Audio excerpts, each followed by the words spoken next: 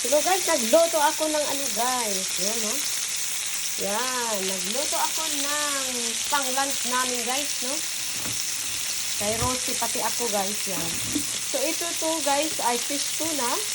Yan. Pork chop siya na laman. Pinirito ko siya sa olive butter. Olive butter siya guys.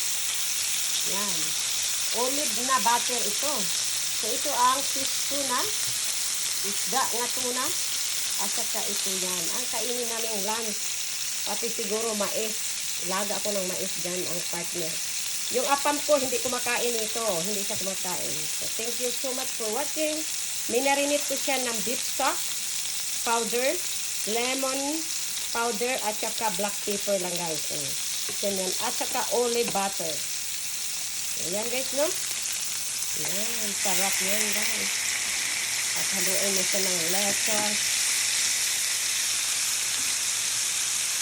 Yan.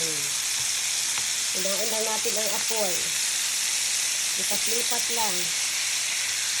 Yan, ang isda. Yan. Habang nag-ano ako dyan, guys, ay magluto ako ng mais. Lagain kong mais. Lagyan ko ng asin.